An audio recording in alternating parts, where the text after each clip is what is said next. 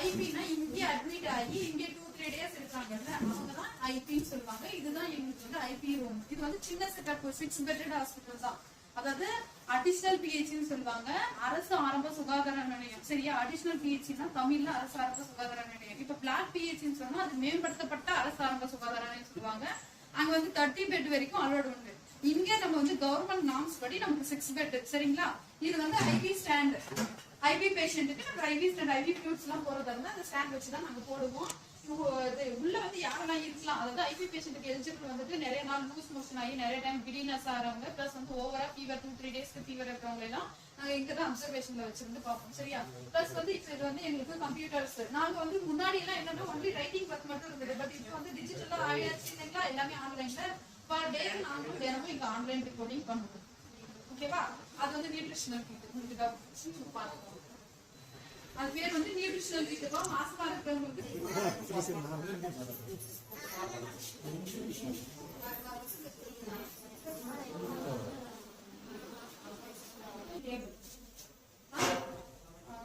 வித்தியாசம் தெரியுதா? மொத்த பெட்டுக்கும் இதுக்கும் வித்தியாசம் தெரியுதா உங்களுக்கு?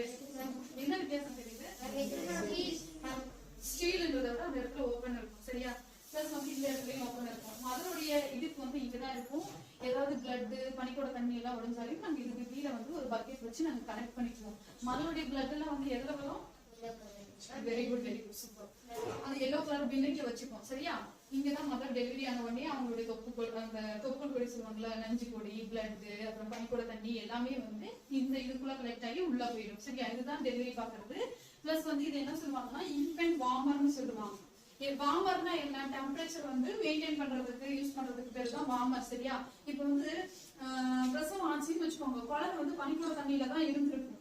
அது வெளியே வந்த உடனே அதுக்கு தேவையான டெம்பரேச்சர் வந்து மெயின்டைன் ஆகணும்னு சொன்னா நாங்க இந்த மிஷினை வந்து ஆன் பண்ணி வச்சிருவோம். டெலிவரி ஆக போகுது அப்படின்னாலே ½ மணி நேரத்துக்கு முன்னாடி இங்க ஒரு டவல் போட்டு இந்த மிஷினை நாங்க ஆன் பண்ணி வச்சிருவோம்ப்பா.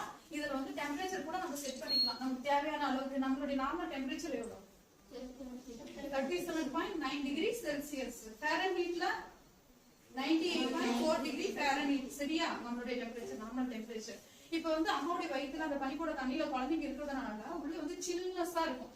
அம்மாவுடைய வயிற்றுல இருக்கிற வரைக்கும் அதுக்கு தேவையான டெம்பரேச்சர் அந்த தண்ணியே பார்த்துக்கும். ஆனா வெளியே வந்த உடனே பேபி வந்து ரொம்ப சில்னஸா இருக்கும். கை கால்லாம் ப்ளூயிஷ் கலர்ல இருக்கும், ரொம்ப சில்லா இருக்கும். அப்ப என்ன பண்ணணும்னா இந்த மிஷின் வந்து டெம்பரேச்சரை மெயின்டைன் பண்ணும். இந்த கை வச்சு பாருங்க, இது கொஞ்சம் ஹீட்டா இருக்கும், இந்த லைட்டே கொஞ்சம் ஹீட்டா இருக்கும். டெம்பரேச்சரை நம்ம மெயின்டைன் பண்ணணுன்றதுக்காக தான் இந்த மிஷின்ல நாங்க ஒரு ½ மணி நேரம் வைப்போம் குழந்தை பிறந்த உடனே. சரியா,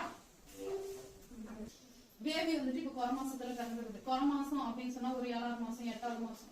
நாங்களும் ஒரு அதாவது ஒரு மாசமாகி வராங்க, கர்ப்பிணி மாணவர்கள் வராங்கன்னு சொன்னா இந்த டேட்ல தான் உங்களுக்கு டெலிவரி ஆகுதுன்னு சொல்லிட்டு அவங்களுடைய ஒரு டேட்டை வச்சு நம்ம சொல்லிடுவோம்னு வச்சுக்கோங்க.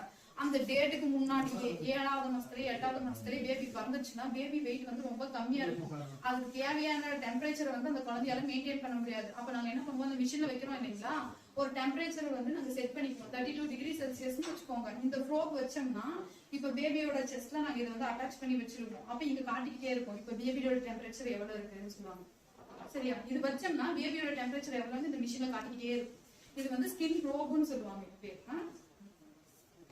Skin probe. அடுத்து வந்து இது வந்து ஸ்பாட்லைட் பா.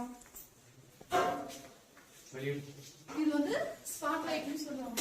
சரியா, நமக்கு தேவையான அளவுக்கு நம்ம அட்ஜஸ்ட் பண்ணிக்கலாம். இது தேவையான லென்த் சைஸ் எல்லாத்துக்குமே. இது வந்து எதுக்கு யூஸ் ஆகும்னா நாங்க வெயில் போறதுக்கு அந்த மாதிரி விஷயத்துக்கு தான் இதை யூஸ் பண்ணுவோம். சரியா, சரியா, இதுதான். அது வந்து ஆட்டோகிளேவ் மிஷின். இது பேர் வந்து ஆட்டோகிளேவ்.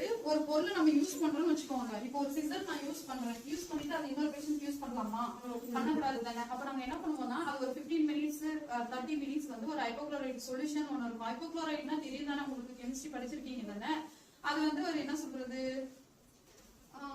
ஸ்டெரிலைசேஷனுக்கு யூஸ் பண்ணுவாங்க. ஸ்டெரிலைசேஷனுக்கு யூஸ் பண்ணுவாங்க. கிருமிநாசினி.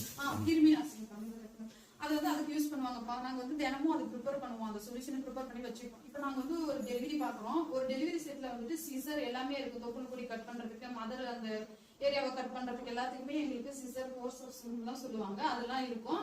ஒரு டெலிவரியை முடிச்சோம்னா அதை தூக்கி ஹைப்போக்ளோரைட் சொல்யூஷன்ல போட்டுருவோம். ஒரு 30 மினிட்ஸ்க்கு வந்து அதை ஊற விட்டுட்டு அதுக்கப்புறம் சோப்பு போட்டு ரன்னிங் வாட்டர்ல வந்துட்டு வாஷ் பண்ணிடுவோம். இங்கதான் வாஷ் பண்ணுவோம். சரியா? இது பேர் வந்து எல்போ டேப்டுன்னு சொல்லுவாங்க. நாங்க இப்படி வந்து என்னன்னா, இப்ப கிளவ் போட்டு நாங்க வந்து இதை டச் பண்ண முடியாது, இல்ல ஒரு பேஷண்ட் தொடும் போது நாங்க வந்து கை வச்சு உங்களை மாதிரி ஜெனரலா ஓபன் பண்ண முடியாது. இது எல்போ டைப் டேப்னு சொல்லுவாங்க. நாங்க இப்படி கை வச்சு இது ஓபன் பண்ணிக்கலாம். சரியா? இந்த இடத்துல வாஷ் பண்ணிட்டு இந்த மிஷின்ல வந்து 120 டிகிரி செல்சியஸ்ல ஒரு 30 மினிட்ஸ்க்கு நாங்க விசில் வர வரைக்கும் வச்சிருவோம். அப்ப என்ன ஆகும்னா அதுல இருக்கிற கிருமி எல்லாம் அந்த ஓவர் ஹீட்ல வந்து டெஸ்ட்ராய் ஆயிடும், அதாவது அழிஞ்சிடும். சரியா?